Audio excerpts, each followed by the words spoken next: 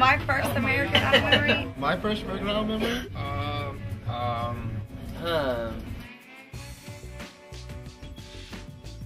Watching Ruben Studdard win. I liked him. It was when I picked Carrie Underwood to win from the beginning, and she did. My cousin was auditioning, and I saw pictures. We're test driving a van we were thinking about getting, and it had a little TV in it, and American Idol was on. That's the first time I ever even heard of it. My first American Idol memory was 2001 when I heard Kelly sing some Aretha. Probably when I saw Kelly Clarkson sing Natural Woman on the first season. I was watching Kelly Clarkson sing Natural Woman. When I first heard Kelly Clarkson just step out of like obscurity. I just remember hearing about Kelly Clarkson. I don't really watch her, but I remember hearing about her and hearing her on the radio.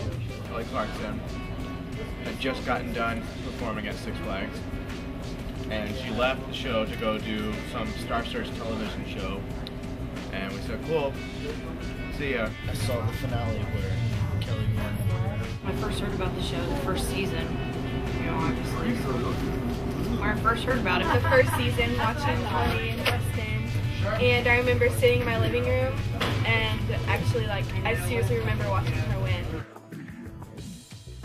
My first American Idol memory, I would have to say, is Fantasia singing Summertime. I think when Fantasia sang her song, that lead song, she was crying. I liked that. Why not? I started watching the third season when Fantasia won, and I was totally glued to it. Once I started watching it, I became kind of obsessed. I can't remember the season, but it was the one with the lemur kids. My first American Idol memory would have to be the very first promo that I ever saw.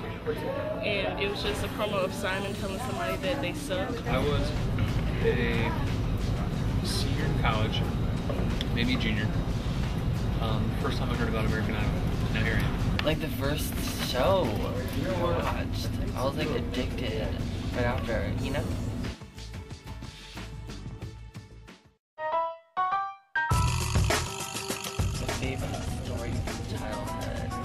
My favorite story of childhood is Mummy and Burns.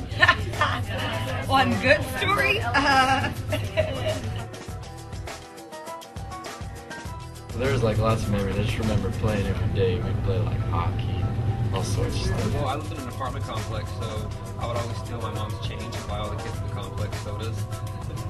And my mom would get mad because all the change would be gone. You know, we didn't really have any money anyway, so she needed that. Good story from my childhood. I burnt my house down when I was 12. How'd that happen? Cooking potatoes, oddly enough. Favorite? Or just like one memory? Like a good story. One great story. I don't have any. Oh my goodness. Can I think about it? And there's a creek right behind like our house that have a fence to get to. Go fishing for crawdads. I don't have fun ones. I ran into a tailgate when I was 3 years old because I put my hands in poop, dog poop, and then I ran. No, look, this car. I was driving my bike to school, and I was kind of in the middle of the street, or on the side of the street. On my way, and there was a car parked up on the side of the road, and so I was trying to go around it. And my third grade teacher hit me from behind in her car.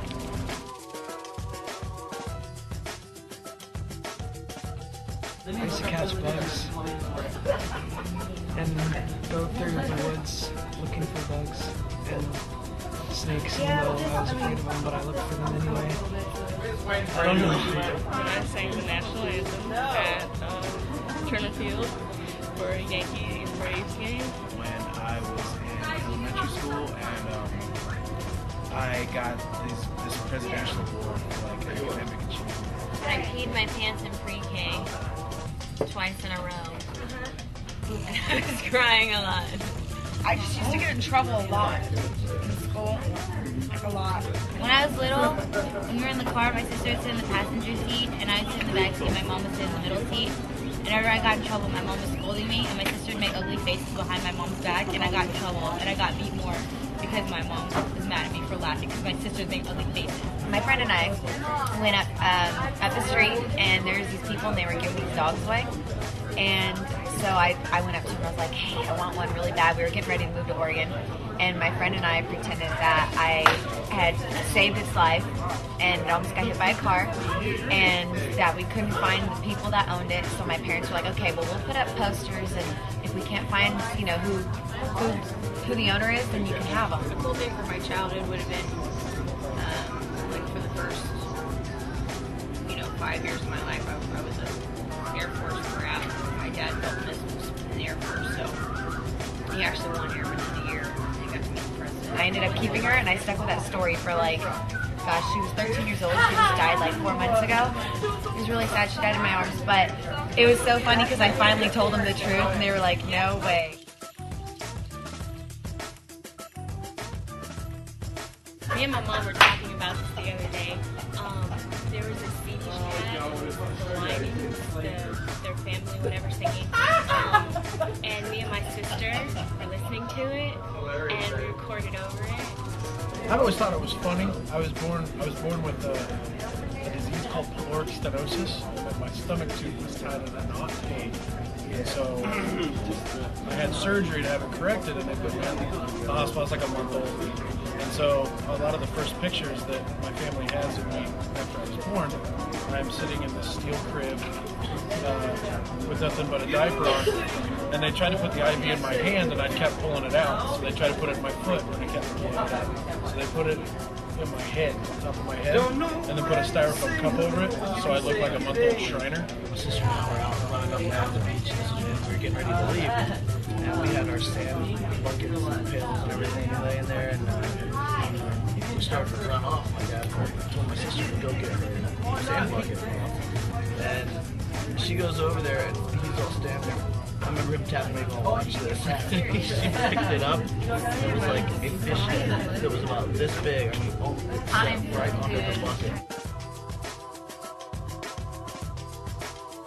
This is going to sound weird, but I was the fastest runner in my school up until year 3. And so any new person that came to the school, it'd be like a bad Michael Jackson video. And I'd be like, hey, oval, lunchtime, we're going to see how fast you are.